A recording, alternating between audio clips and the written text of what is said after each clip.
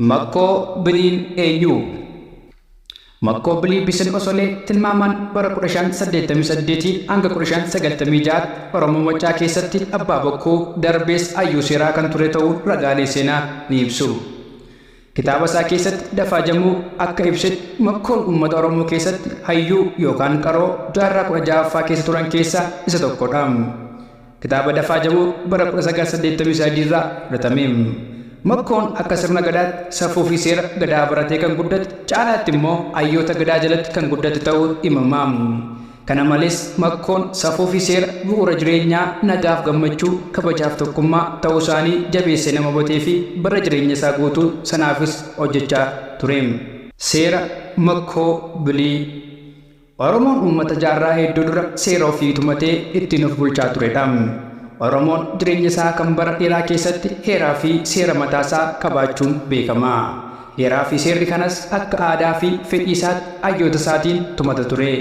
Qabiyyee heera gadaa jireenya uummataa kallattii adda addaa kan yaada keessa galche seerota ifa ta'an kan haammatee fi adeemsa tumaata isaas dimokiraatawaa akka ta'e ibsama. Akkaataan itti tumamuu fi itti ragga'u qofa otoo hin ta'in akkaataan itti hojiirra oolus dimokiraatawaa ture.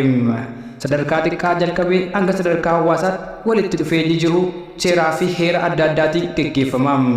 Bulchiinsi, filmaanni, lolli, araarri walumaa galatti wanti kana fakkaatu masti heeraa fi seeratti ilaalamu qaba ture. Akka seerri ajajutti kan balleessi seeraa adabama ture. Oromoon akkuma mootummaa tokkootti heerrii fi seerri isaatis baay'ee guddaadha.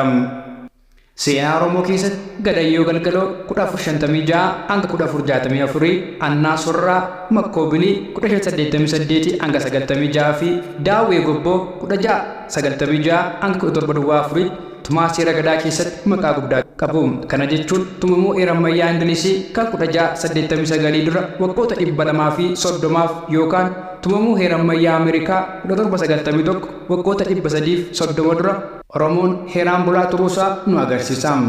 Yoo xiqqaate heerri Makkoo bilii odaa besanitti tumamee fi bu'uura jiruuf jireenya qomoo Maccaa ture heera Ingilizii Bill of Rights isa bara 1688tti waggaa 100 dursa. Seenaa odaa besilii wal qabatee afoola keessatti Makkoo bilii hedduu yaadatama. Odeeffannoo bara 1843 maanguddoota Limmoonnaariyaa irraa argame irratti hundaa'ee Antiiniyoo Daabiyee akka waan Makkoo bilii gadaa 32 waggoota 274 dura sirna gadaa uumeetti barreesseera. Haa ta'u malee Makkoo biliin abbaa bokkuu hoogganaa cimaa fi nama aadaa akkasumas hayyuu ture malee nama qofaasaa sirna gadaa tume miti. Makkoo biliin abbaa bokkuu qofa otoo hin ta'in raajii yookaan profeetiis tureera jedhama. Makkoo bilii nama filannoo sirna gadaa keessatti akkaataa ulaagaa sirnichi barbaaduun kan filatame ture.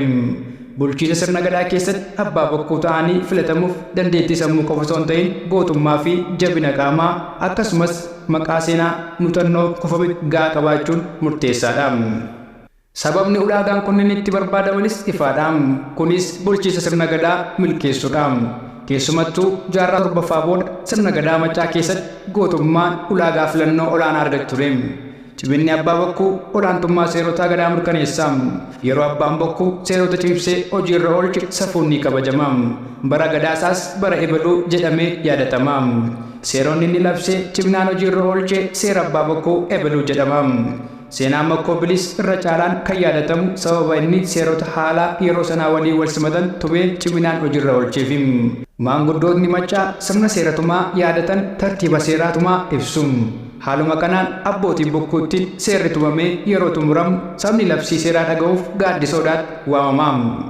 Ergaa gumii taa'ee booda seerri lallabamaa abbaan bokkuu jilbeenfatee bokkuudhaan dibbee rukutaa itti aansuudhaan dargaggeessi gumii gidduu dhaabatee qaccee dhokaasaa sabni seera hin qabnee fi fardi luugama hin qabne wal fakkaatu. Isaan lamanuu garatti adeeman hin beekanii seerri jireenya dhala namaatiifis barbaachisaadha. Bakka seerri qajeelaan uumaan itti of bulchuu hin jirre bilisummaan nagaa fi tokkummaan jiraachuun hin danda'amu. Makkoo biliin haaromsa sirna gadaa dhuma jaarraa 16ffaa keessatti iddoo guddaa qaba. Gadaa Maccaa keessatti seerri hundaa ol darbee jiraate Makkoo bilii irra caalaa wiirtuu gadaa odaa bisiliitti bara abbaa bokkoo turee fi tumeen beekama.